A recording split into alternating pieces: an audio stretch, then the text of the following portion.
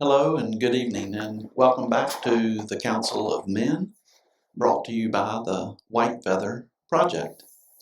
My name is Warren Hammonds, and I am here with my co-host, Phil White.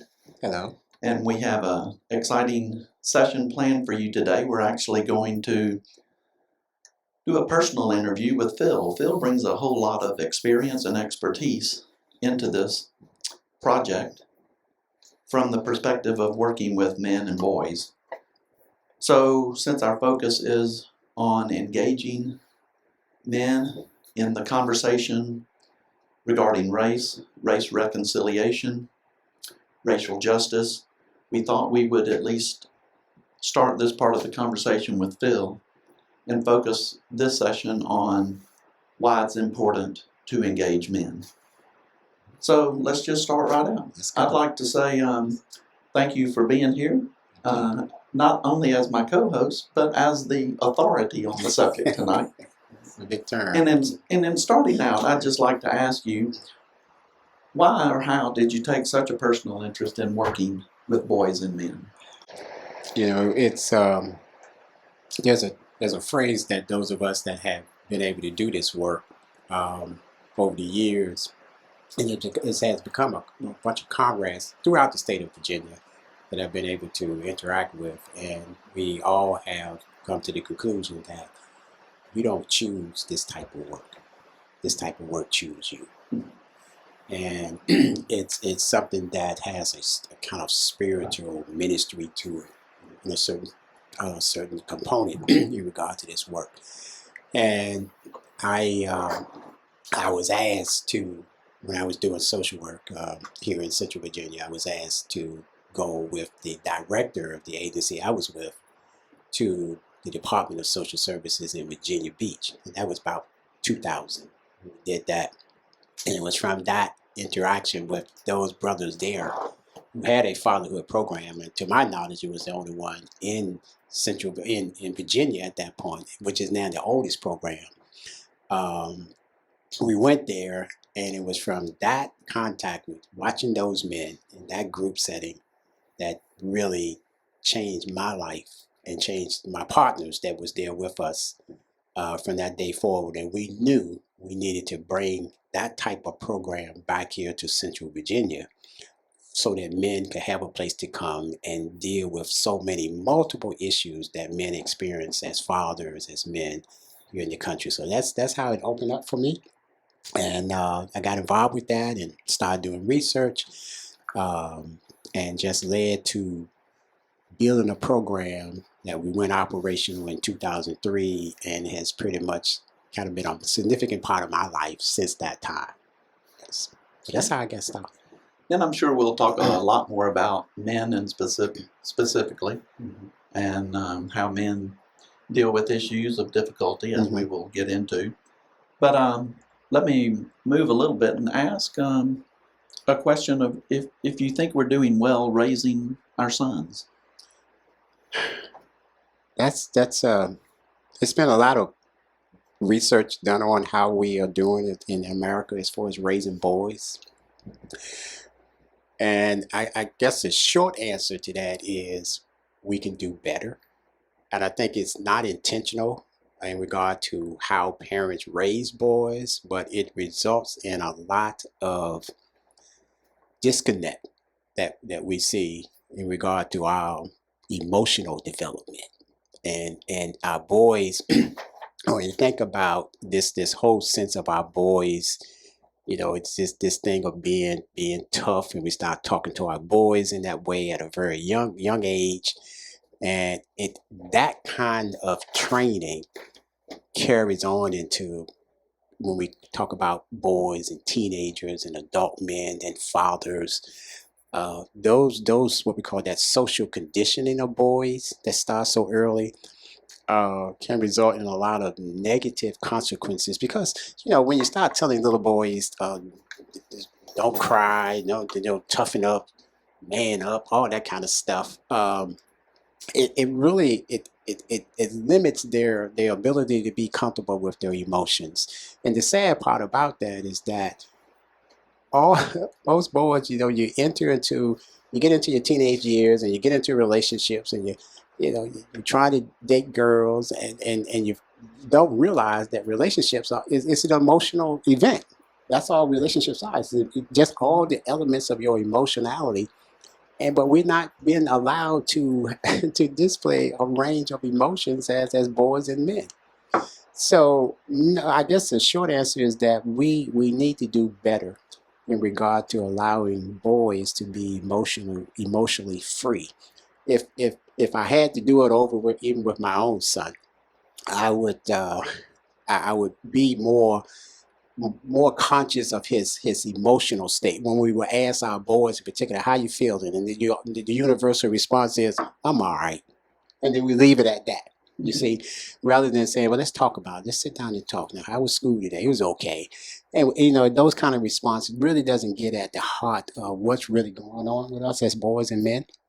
And that that that has put us.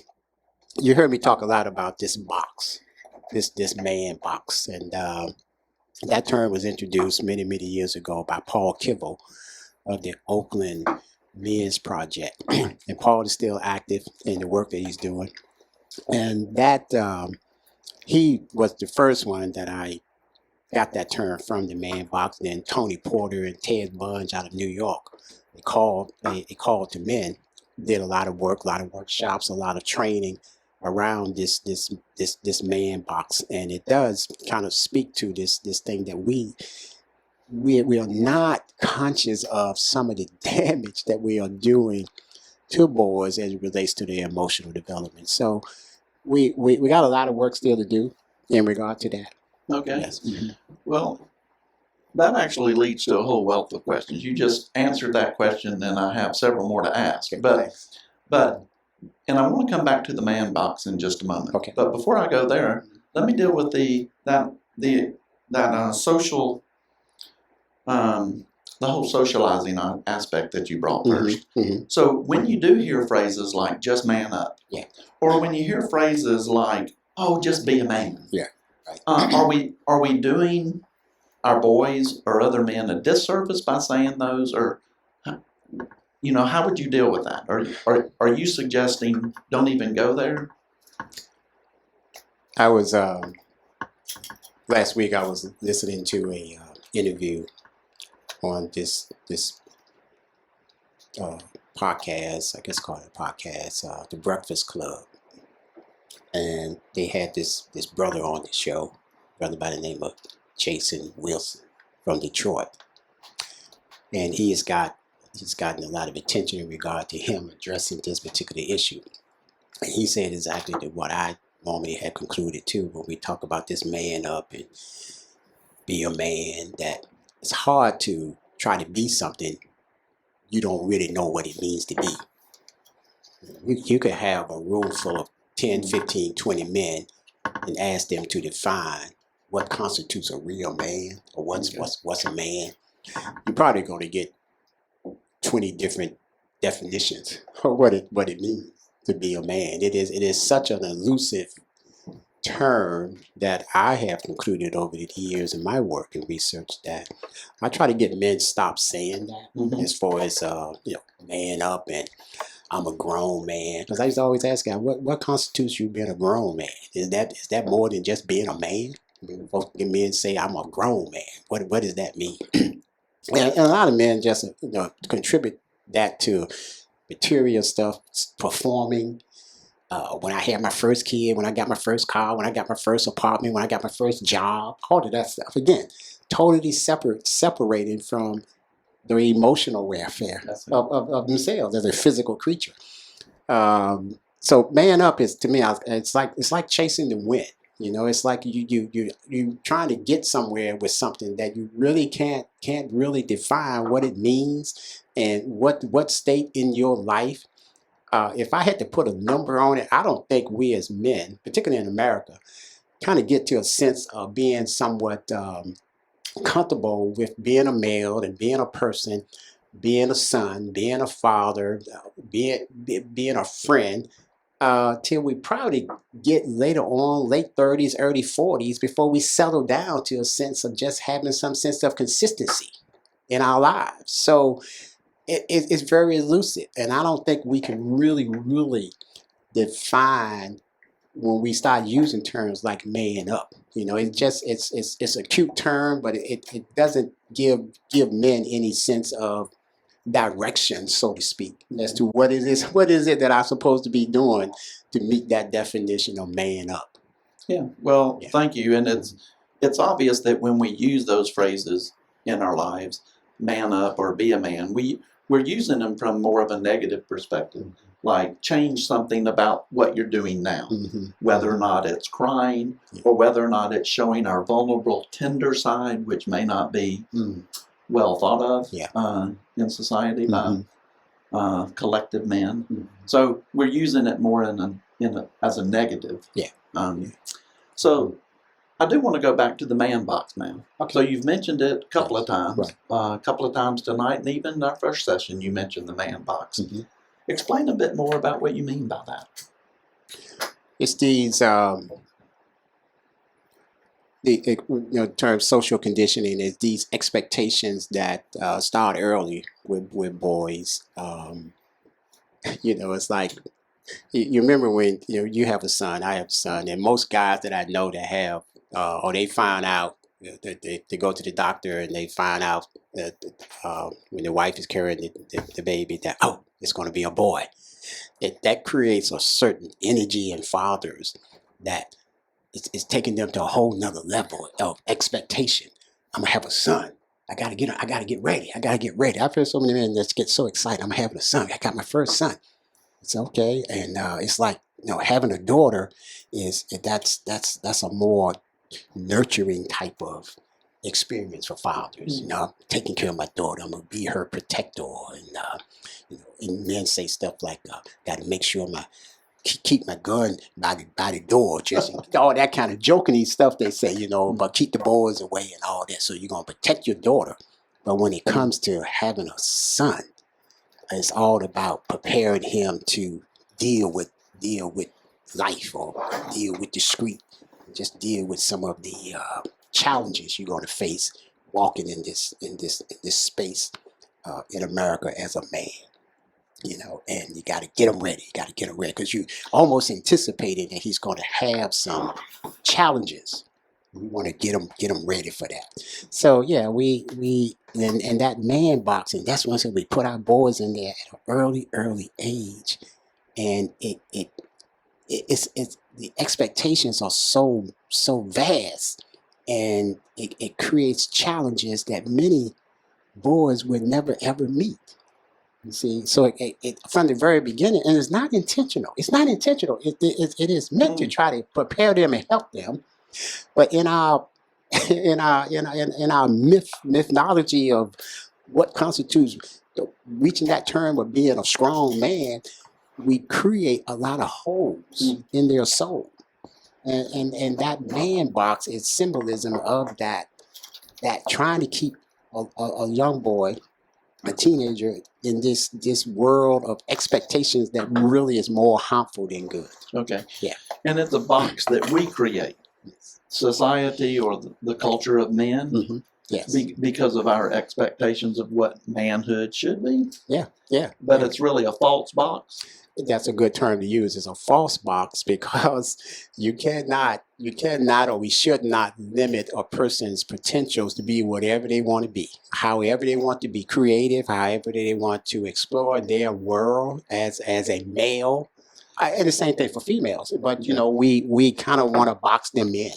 But where it may not be false is when that box that we've defined and created force males to stay in it, or keep them from expanding outside of that box because of our expectations. Expectations can really limit a person's natural potentials or natural skills that they have. I'll share with you this. This is perfect timing for this. Back in the 80s, around the mid-80s, the Chicago Bears professional football team, I think that was the year, I can't remember the exact year in the 80s, when they had the strong team, Walter Payton. And Just a wonderful Willie player. Golf. Woody Golf was on the Golf, team. yeah. He was a receiver, and Willie went somewhere. I don't know if it was with family or somewhere, but he went and saw some a ballet.